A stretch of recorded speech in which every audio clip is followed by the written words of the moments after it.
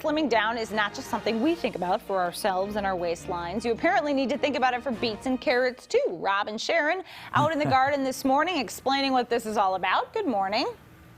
Yes, we have to thin out the carrots so that we can get them fatter. Does that make any sense? Well, it will after we talk with Sharon Morrissey.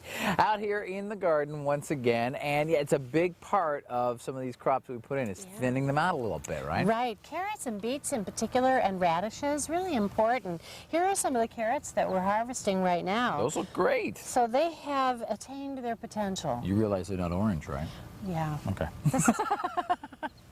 This is called kaleidoscope. Oh, and they that's still cool. have vitamin A in them, so you get this row of different colored carrots. So it's kind of fun to plant something like that.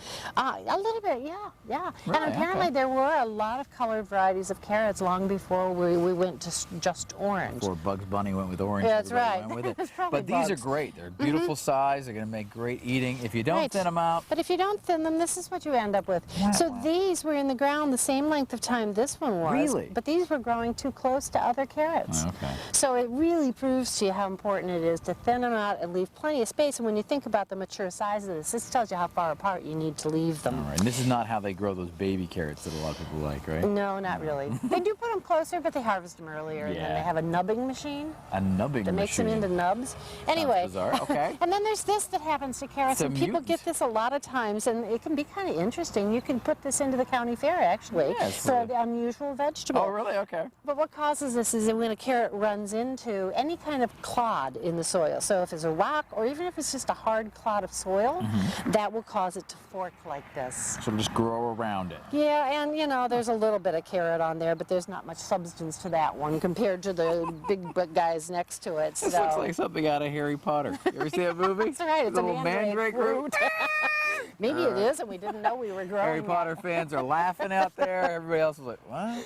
Okay. Anywho. We have some beets down here, and we've planted at 3 different times. So this one obviously is larger. It was planted first, and you can see that it really needs some thinning in there. These are younger, and those are younger still.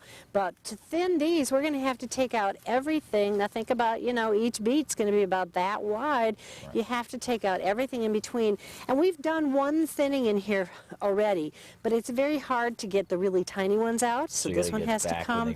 So, you know, you take quite a bit out, but what you end up having left, it's really hard. It's very difficult to do that. But you can use the greens on these too. Okay, so they're really tender young greens. And you're right, so it makes you feel a little bit better about doing it. It always hurts to take out something that looks like it's growing just fine. And happy, and the end result is better. It's much better, so it's really important. All right, we'll be back out here in the garden in about 25 minutes or so. Right now, let's go back to the news desk.